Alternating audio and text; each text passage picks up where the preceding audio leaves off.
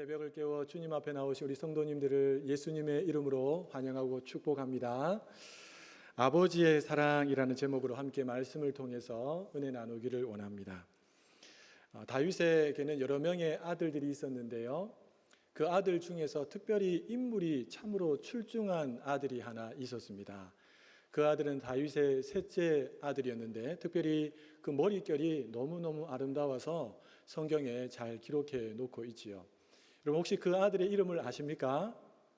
네, 압살롬이라고 하는 아들입니다. 이 압살롬에게는 또 너무나 아리따운 여동생이 하나 있었는데요. 다말이라고 하는 여동생이 있었습니다. 이 다말도 당시에 정말 그 미모가 출중했던 여인이었습니다.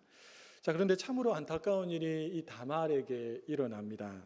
압살롬의 이복형이었던 암논이 이 다말을 강제로 범한 사건입니다. 암논은 이 일을 범한 다음에 자신의 잘못을 인정하기보다는 오히려 다말을 더 악한 모습으로 내쳤습니다. 문제는 이 일에 대해서, 이 문제에 대해서 왕이었던 아버지였던 다윗은 크게 반응을 보이지 않았다는 것입니다. 여러분, 이런 일련의 사건으로 인해서 마음속에 무시무시한 분노를 품게 되는 한 사람이 발생합니다. 그가 누구냐면 다말의 오빠였던 압살롬입니다. 이 압살롬은 굉장히 용이 주도한 사람이었습니다. 그래서 자신 안에 있는 분노를 바로 표출하지 않고 그 분노를 철저한 계획을 짜서 암논을 죽이기 위해서 모든 것들을 다 준비합니다. 무려 2년이라는 시간 동안을 준비해서 결국에는 자신의 이복형이었던 암논을 처참하게 죽여버립니다. 그리고 이 압살롬은 아버지 다윗을 피해서 자기 어머니 친지 쪽이었던 그술이라는 지역으로 도망하게 되지요. 여러분, 다윗의 마음이 어땠을까요? 아마 이 자리에 우리 아버지들도 많이 계시는데 만약에 내 아들이 이런 일들을 벌였다면 우리 아버지들의 마음은 어떠실 것 같습니까? 너무너무 안타까고 슬프고 또요, 압살롬을 생각하면 화도 나기도 하겠지요. 다윗이 이 마음을 어떻게 표현했는가? 압살롬아, 돌아와라, 돌아와라 말하지 않고 계속해서 침묵합니다. 그러면서 3년이라는 시간이 훌쩍 지나가 버렸습니다. 신복들의 말에 의해서 결국에는 다윗이 마음을 풀고 압살롬을 다시 예루살렘으로 돌아오게 합니다. 그런데요, 다윗이 바로 압살롬을 만나지 않습니다. 2년 후에야 다윗이 압살롬을 만납니다. 그러니까 압살롬과 다윗이 떨어져 있던 시간, 만나지 않았던 시간이 무려 5년이라는 시간이 흘러가 버린 것입니다. 여러분, 아버지와 아들의 관계입니다. 대화도 하지 않고 얼굴도 보지 않고 그냥 5년이라는 시간이 안 좋은 감정을 아는 채 흘러가 버린 것입니다. 오늘날에도 이런 아버지와 자녀의 관계를 우리는 종종 봅니다. 무슨 섭섭한 일이 있었는지 아들이 아버지를 떠나서 집으로 돌아올 기미가 보이지 않는 그런 일들이 참으로 허다하지요. 여러분, 이런 상황에서 예루살렘으로 돌아왔던 이 압살롬이 어떻게 반응하는 것이 가장 좋은 반응이었을까요? 아버지, 제가 정말 잘못했습니다. 정말 잘못했습니다. 저를 한 번만 용서해 주십시오. 이렇게 하는 것이 최고로 좋은 반응 아니겠습니까? 그럼 다윗의 마음에 있었던 불편한 것들도 아마 풀어냈을 텐데 압살롬은 그렇게 반응하지 않습니다. 도리어 이번에는 아버지 다윗을 향해서 분노의 마음을 품습니다. 그리고 이번에는 아버지를 꺾기 위해서 치밀하게 계획을 세웁니다. 그리고요, 그 계획을 완벽하게 이룹니다. 하루아침에 믿는 도끼였던 아들 압살롬에 의해서 아버지 다윗이 도망자가 됩니다. 여러분, 얼마나 그 마음이 힘들었을까요? 다윗이 자신의 가족과 신하들을 다 데리고 예루살렘을 떠나서 마하나임이라는 지역으로 쓸쓸하게 도망자가 되어서 도망을 했습니다. 이 마하나임에 도착했던 다윗이 그제서야 정신이 차려집니다. 그리고 사람들을 모으고 또 군사들을 모아서 군대를 재편성하기 시작합니다. 그래서 100부장을 세우고 1000부장을 세웁니다. 그리고 다윗이 그들에게 이렇게 말합니다. 자, 이제 우리가 전쟁을 준비해서 이 전쟁에 나가서 싸우자고. 그러자 백성과 군대 장관들이 다윗을 만류합니다. 왕이여, 왕은 절대로 출전하시면 안 됩니다. 저들이 노리는 사람은 딱 한 사람, 왕입니다. 저들은 아마 왕이 전쟁에 나갔다는 소식을 들으면 모든 힘을 왕이 있는 것으로 모아서 왕을 죽이려고 할 것입니다. 그러니까 왕은 절대로 나가시면 안 됩니다. 왕이 나가면 오히려 전쟁이 불리해지니까 왕은 이 자리에 계십시오. 저희들이 나가서 열심히 싸우겠습니다.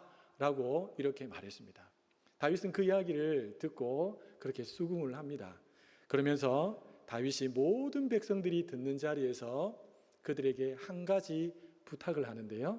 우리 그 부탁의 내용인 사무엘하 18장 5절 말씀을 우리 한 목소리로 읽도록 하겠습니다. 사무엘하 18장 5절입니다. 왕이 요압과 아비새와 이때에게 명령하여 이르되 나를 위하여 젊은 압살롬을 너그러이 대우하라 하니 왕이 압살롬을 위하여 모든 군 지휘관에게 명령할 때에 백성들이 다 들으니라. 지금 다윗이 천부장 세 사람들을 불러놓고 이야기를 하고 있는 장면이 뭐냐 하면 내 아들 압살롬을 어떻게 대해달라고요? 너그러이 대해달라고 합니다. 그리고 이 모든 이야기를 모든 백성들이 다 함께 들었다라고 성경은 기록하고 있습니다. 여러분, 다윗의 명령을 받고 나갔던 군대가 압살롬의 군대를 이깁니다. 승리합니다. 그럼 압살롬은 어떻게 되었을까요? 압살롬은 전쟁에서 피하고 있다는 느낌을 받고는 도망을 치다가 그의 아름다운 머릿결이 상수리 나무에 딱 걸려버렸습니다. 나무에 대롱대롱 달리게 됐습니다.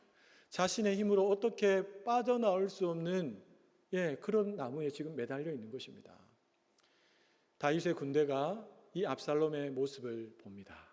어떻게 해야 됩니까? 다윗의 말처럼 너그러이 대해줘야 됩니다. 머리카락을 자르든지 나무를 잘라서 압살롬을 산채로 다윗 앞으로 인도해야 합니다.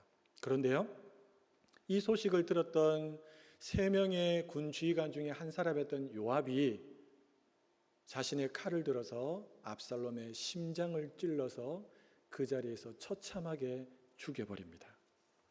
여러분, 전쟁에서 승리한 다윗의 군대가 다윗에게로 돌아옵니다. 큰 환호성이 들렸겠지요. 승리했다고 얼마나 기뻐하면서 그들이 돌아왔겠습니까? 자, 그런데요, 다윗은 크게 기뻐하지 않습니다. 다윗은 돌아온 군대를 이렇게 살피고 있습니다. 그리고 누군가 한 사람을 찾고 있어요. 도대체 어디 있나 하면서 찾고 있습니다. 그런데 아무리 찾아도 잘 보이지 않습니다. 여러분, 다윗이 누구를 찾고 있었을까요? 맞습니다. 자신의 아들 압살롬을 찾고 있었습니다. 사실 다윗이 전쟁에 나가려고 했던 궁극적인 이유는 자신이 앞장서서 이 군대를 잘 지휘해서 전쟁에서 이기겠다는 마음도 있었겠지만 사실은 자신이 전쟁에 나가서 자신의 아들 압살롬을 죽이지 않고 살리기 위한 목적이 다윗의 마음에는 더 컸습니다. 그렇기 때문에 전쟁에 나가는 장수들의 사기를 막 북돋아줘야 되는 그 시점에서 다윗이 뭐라고 이야기했습니까? 내 아들 압살롬을 만나거든 너희들이 좀 너그럽게 대우해달라고 그렇게 부탁을 한 것입니다. 그는 나의 대적이니까 너희들이 죽여버려 이렇게 말해야 되는데 내 아들을 좀 너그럽게 대우해달라고 다윗이 부탁한 것이죠. 사랑하는 여러분, 압살롬은 앞으로 보나 뒤로 보나 옆으로 보나 위에서 보나 밑에서 보나 사랑받을 만한 사람이 아닙니다. 그는 형을 죽였고 이번에는 자신의 아버지를 대적해서 반란을 일으켰고 이스라엘과 하나님 나라에 커다란 오점을 남긴 존재해서는 안 될 만한 그런 인물이 바로 압살롬이었습니다. 그런데 다윗은 어떻습니까? 그런 아들을 여전히 자신의 마음속에 사랑으로 품고 있었고, 마치 자신의 정말 이 너무너무 안타까운 아픈 한 가지의 손가락으로 생각하며 여겼던 것 같습니다. 여러분, 다윗이 승리하고 온 군대를 이래저래 살피고 있습니다. 아무리 찾아봐도 머리가 휘황차게 날리는 자신의 아름답고 멋진 아들의 모습이 보이지 않습니다. 그래서 다윗이 묻습니다. 내 아들 압살롬은 어떻게 되었느냐? 그제서야 다윗이 아들 압살롬이 죽었다는 소식을 듣게 됩니다. 여러분, 다윗의 반응이 궁금하지 않습니까? 우리 사무엘하 18장 33절, 이성을 잃어버리고 극한의 슬픔을 표현하고 있는 다윗의 반응을 함께 읽어보도록 하겠습니다. 왕이 마음이 심히 아파 문 위층으로 올라가서 우니라. 그가 올라갈 때 말하기를 내 아들 압살롬아, 내 아들 압살롬아, 차라리 내가 너를 대신하여 죽었다면 압살롬 내 아들아, 내 아들아. 얼마나 큰 소리로 내 아들 압살롬아, 내 아들 압살롬아 이렇게 울었던지, 전쟁에서 돌아와서 승리의 기쁨을 누리면서 환호성을 저지르고 있는 그들의 목소리가 다 묻힐 정도였습니다. 다윗의 통곡의 소리가 얼마나 컸던지, 얼마나 애절했던지 수많은 백성들의 기쁨의 소리가 묻혀버렸습니다. 사무엘하 19장 3절 말씀도 함께 읽어보겠습니다. 그날의 백성들이 싸움에 쫓겨 부끄러워 도망함같이 가만히 성읍으로 돌아가니라. 여러분, 전쟁에서 승리하고 왔어요. 그런데요, 지금 그들이 돌아가는 모습은 어떻습니까? 마치 전쟁에 져서 패전해서 돌아가는 것처럼 돌아가고 있다는 겁니다. 왜요? 한 사람, 다윗의 극한 슬픔이 온 이스라엘 백성들의 마음속에 스며들어간 것입니다. 아무도 기뻐할 수가 없었습니다. 그때 요압이 다윗을 흔들어 깨웁니다. 주 안에서 사랑하는 여러분, 압살롬은 앞으로 보나 뒤로 보나 옆에서 보나 밑에서 보나 사랑할 만한 모습이 하나도 보이지 않습니다. 심지어 그는 눈의 가시와 같은 아들이었습니다. 그러나 그런 아들을 아버지 다윗은 사랑했습니다. 말로 행동으로 다 표현하지 못했지만 그는 자신의 아픈 손가락으로 여기면서 측은히 여기는 마음을 가지고 압살롬을 대했습니다.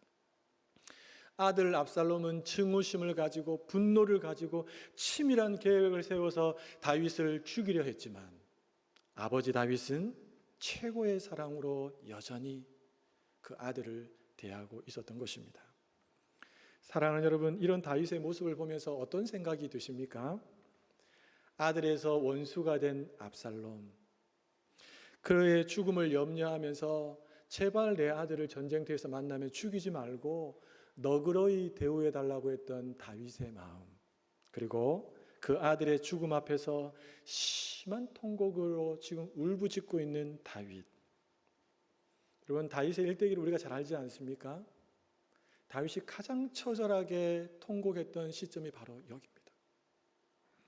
저는 다윗의 이런 모습을 묵상하면서 누가복음 15장에 나오는 탕자의 아버지가 생각났습니다. 여러분, 누가복음 15장에 나오는 탕자의 이야기를 잘 아시죠? 하루는 둘째 아들이 아버지에게 찾아와서 자신의 몫을 달라고 요구합니다. 여러분, 이스라엘 사회에서 아버지가 뻗어시 살아있는데 유산을 달라고 하는 것은 엄청나게 큰 모독입니다. 아버지가 그 아들을 혼내고 내쫓을 수도 있습니다. 그런데 그 아버지가요, 그 아들의 요구를 들어주고 아들의 몫을 떼어줍니다. 그러자 이 아들은 급하게 아버지로부터 받았던 부동산 모든 것들을 다 처분해서 돈으로 만들고 먼 땅으로 가버리죠. 아버지를 떠나버렸습니다. 그리고 그곳에서 흥청망청 자신의 돈을 쓰면서 허랑방탕한 삶을 삽니다. 나중에는 돈을 다 탕진하죠. 먹을 것이 없어서 비참하게 돼지들이나 먹는 쥐염 열매를 먹으면서 겨우겨우 살다가 나중에는 그 쥐염 열매조차도 먹지 못하는 처참한 상황 가운데 던져지지 않습니까? 그때 이 아들이 무슨 생각을 합니까? 아버지 집에는 품꾼도 잘 먹는데 내가 아버지 집에 가서 품꾼 중에 하나로 나를 좀 여겨달라고 하면 받아주시겠지? 이런 마음을 가지고 그 아들이 돌아가지 않습니까? 여러분, 처참한 몰골로 돌아오는 그 아들을 저 멀리에서 아버지가 한눈에 알아봅니다. 한눈에. 그리고 아버지가 달려가서 그 아들을 안아주고 뽀뽀해주고 그 아들을 위해서 잔치를 배설하죠. 여러분, 만약에 그 술에서 예루살렘으로 돌아왔던 압살롬이 아버지 다윗에게 찾아와서 아버지, 제가 정말 잘못했습니다. 저를 용서해 주십시오. 아버지, 정말 잘못했습니다라고 진심으로 아버지 앞에 용서를 구했다면 다윗은 어떻게 했을까요? 하나님의 사람이었던 다윗은 그 아들을 용서해 줬을 겁니다. 그러나 압살롬은 그렇게 하지 않았습니다. 사랑하는 여러분, 육신의 아버지도 자신의 품에서 낳은 아들을 사랑합니다. 예수님도 말씀하셨지 않습니다? 악한 자라도 자신의 자녀에게는 좋은 것을 줄 안다, 그렇게 말씀하셨습니다. 하물며 사랑 그 자체이신 우리 하나님께서는 자신의 자녀를 얼마나 더 사랑하시겠습니까? 우리 로마서 8장 38절에서 39절 말씀을 한번 찾아서 읽어보겠습니다.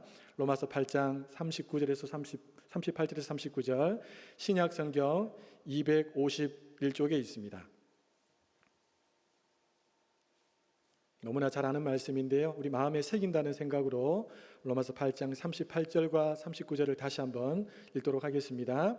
내가 확신하노니 사망이나 생명이나 천사들이나 권세자들이나 현재일이나 장래일이나 능력이나 높음이나 깊음이나 다른 어떤 피조물이라도 우리를 우리 주 그리스도 예수 안에 있는 하나님의 사랑에서 끊을 수 없으리라. 아멘. 예수님으로부터 큰 사랑을 받았던 제자 요한은 요한복음 13장 1절에서 이렇게 말했습니다. 6월절 전에 예수께서 자기가 세상을 떠나 아버지께로 돌아가실 때가 이룬 줄을 아시고 세상에 있는 자기 사람들을 사랑하시되 끝까지 사랑하시니라. 할렐루야. 사랑하는 여러분, 우리를 향한 하나님의 사랑은 끊을 수 없는 사랑이고 끝까지 사랑하는 사랑임을 믿으시기를 예수님의 이름으로 축복합니다.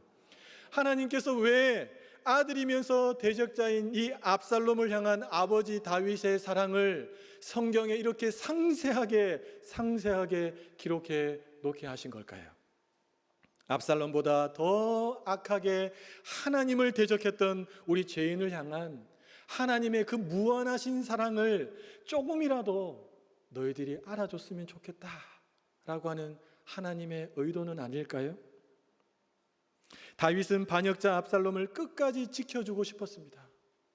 그래서 전쟁터에 나가는 장수들에게 제발 내 아들을 너그럽게 여겨달라고 부탁할 정도였습니다. 하지만 다윗은 그 아들을 지켜줄 수 없었지요.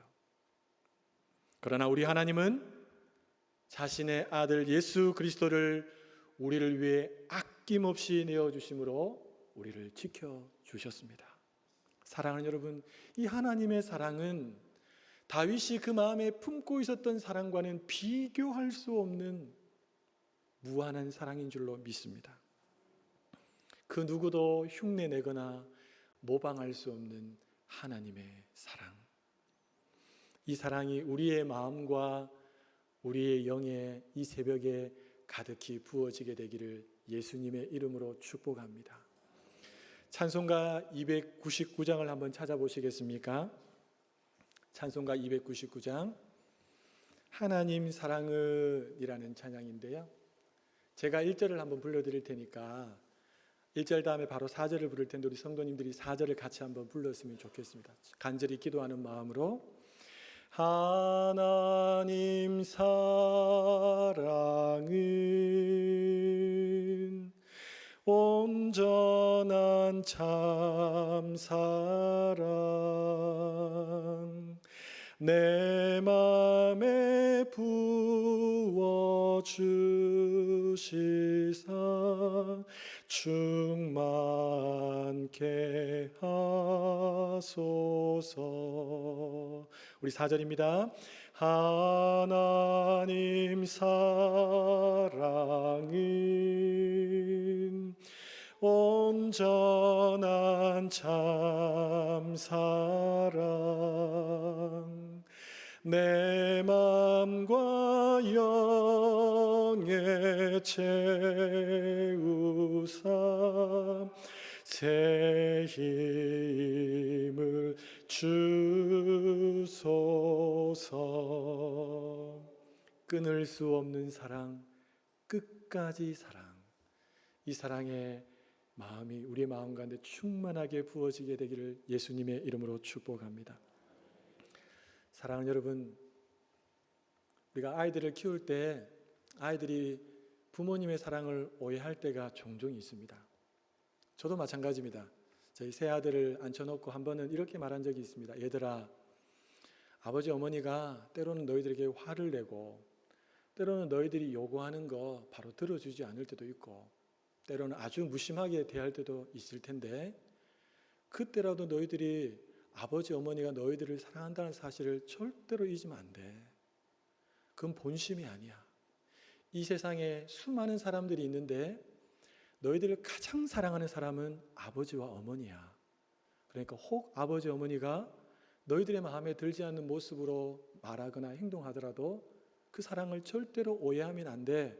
내가 그렇게 아이들에게 종종 들려줬습니다. 그럼에도 불구하고 아이들은 자기의 마음대로 되지 않을 때, 수가 틀려질 때 부모에게 언제 그러냐는 듯이 오해하고 화내고 그럴 수 있습니다. 어린아이들의 모습 아니겠습니까? 사랑하는 여러분, 혹 그런 모습이 하나님 앞에서의 우리의 모습은 아닐까요? 하나님은 자신의 전부를 주셨습니다. 하나밖에 없는 아들을 친히 십자가에 매다셨습니다. 벌거벗기시고 개 돼지처럼 처참하게 죽도록 내버려 두셨습니다. 그 이유는 딱 한 가지, 우리를 사랑하시기 때문에. 때로는 내가 하나님 앞에 간절히 기도했는데 하나님이 긴 시간 동안 침묵하실 때가 있습니다. 때로는 내 인생 가운데 정말 감당할 수 없는 어마어마한 고난이 2겹, 3겹으로 몰려와서 내 인생을, 내 영혼을 짓누를 때가 있습니다. 하나님이 나를 사랑하지 않는 것처럼 느껴져서 너무 섭섭하고 힘들 때가 있습니다. 여러분, 그때도 하나님의 끊을 수 없는 사랑, 끝까지 사랑은 변함이 없는 줄로 믿으시기를 소원합니다. 그럴 때 우리가 진짜 제대로 된 신앙생활을 할 수가 있습니다. 로마서 5장 6절에서 10절 말씀 쉬운 성경으로 제가 읽고 말씀을 마무리하겠습니다. 우리가 아직 연약할 때에 그리스도께서 시의적절할 때에 경건하지 않은 사람들을 위해 죽으셨습니다. 의인을 위해 죽는 사람은 거의 없습니다. 간혹 선한 사람을 위해 죽겠다고 나서는 사람이 있을지는 모르겠습니다. 그런데 그리스도께서는 우리가 아직 죄인이었을 때에 우리를 위해 죽으셨습니다. 이것으로서 하나님께서는 우리를 향한 그분의 사랑을 나타내셨습니다. 그러므로 우리는 그리스도의 피로 말미암아 의롭다함을 얻었으므로 우리가 그리스도를 통해 하나님의 진노로부터 구원을 받을 것은 더욱 확실합니다. 우리가 하나님과 원수 되었을 때도 그리스도의 죽음을 통해 하나님과 화해하게 되었다면 이렇게 하나님과 화목을 누리고 있는 사람들이 그분의 생명으로 말미암아 구원을 받게 될 것은 더욱 확실합니다. 기도하겠습니다. 하나님 아버지,